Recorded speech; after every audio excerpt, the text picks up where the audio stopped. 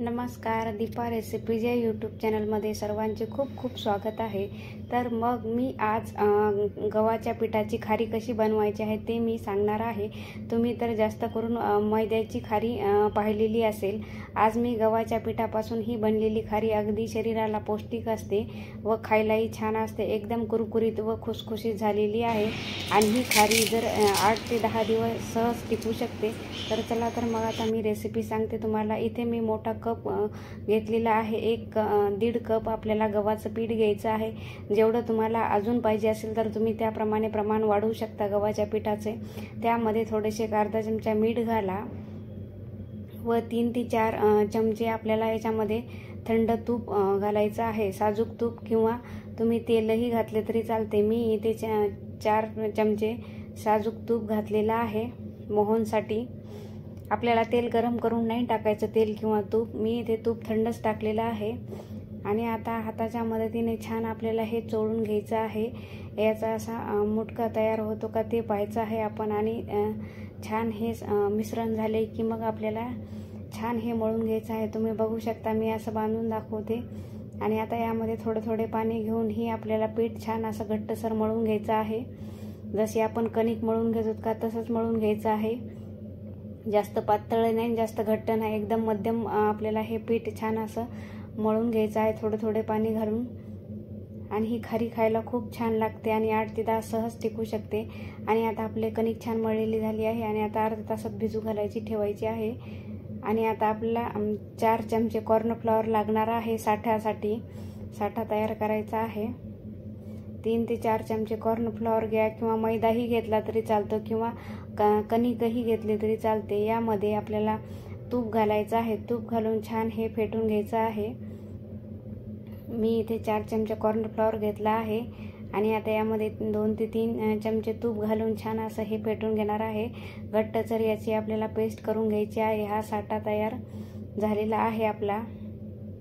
आणि ही खारी छान 8 ते 10 दिवस सहज टिकते। तुम्ही ही नक्की करून बघा आणि व्हिडिओ हा शेवटपर्यंत नक्की बघा। आणि आता मी हे चमच्याच्या मदतीने आपला साठा हा छान असा पेस्ट करून घेणार आहे। आणि लागले असेल तर वरतून तुम्ही तूप थोडे घेऊ शकता। जर तुम्ही विकत आणत असाल तर ही रेसिपी बघितल्यावर तुम्ही घरी करून बघाल खारी ते, आणि घरची बघाल तर खूप छान होते। टेस्ट चवीलाही खूप छान लागते। बाहेरची आणण्यापेक्षा तुम्ही हे घरी करून नक्की लहान मुलांना तुम्ही देऊ शकता किंवा तुम्हीही खाऊ शकता। तर आपला हा साठा तयार झालेला आहे। आणि आता आपण ही अर्धा तासाकरता कणिक भिजत घालत ठेवली होती, ती आता भिजली का नाही आपण बघू शकतो। चला तर मग आता आपलं पीठ हे छान भिजलेलं आहे, अर्धा तास झाले आहे। पोळपाटावर थोडंसं पीठ घालावं। आता मी हे छान मऊसूत करून घेणार आहे, तुम्ही बघू शकता। आणि हाताच्या मदतीने मी छान असे दाबून घेणार आहे, म्हणजे खारीला आपल्या लेयर छान सुटतील ते। आणि अजून गरज हवी असेल तर तुम्ही पीठ घालून हे मळू शकता परत एकदा। मी जसं व्हिडिओमध्ये दाखवलं आहे का त्याचप्रमाणे तुम्ही करू शकता किंवा चाकूच्या मदतीनेही करू शकता। आता छान आपल्याला छोटे छोटे याचे गोळे करून घ्यायचे आहे आणि पातळ अशी पोळी लाटून घ्यायची आहे। आणि याच्या आपल्याला सर्व पोळ्या लाटून घ्यायच्या आहे या पिठाच्या छोटे छोटे गोळे करून। आणि आता मी छान याची पातळ पोळी अशी लाटलेली आहे। आता अशाच प्रकारे मी सर्व पोळ्या लाटून घेणार आहे। तुम्ही बघू शकता मी ही पोळी लाटून घेतलेली आहे।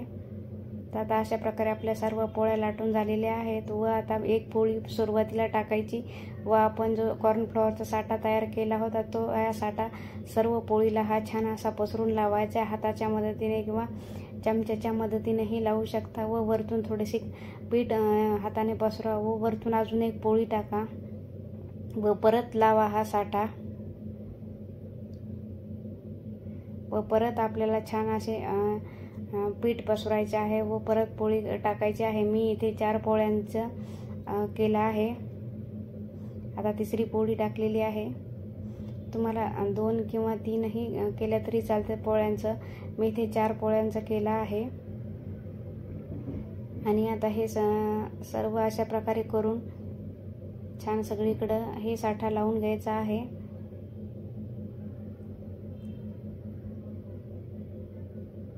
आणि आता यावर वरतून छोटेसे पीठ पसरून असं छान हे दमडून घ्यायचं आहे, जसं मी व्हिडिओमध्ये दाखवलं आहे तसं. आणि वरतूनही त्याला पुन्हा परत साठा लावायचा आहे आणि परत पुन्हा थोडेसे पीठ पसरवा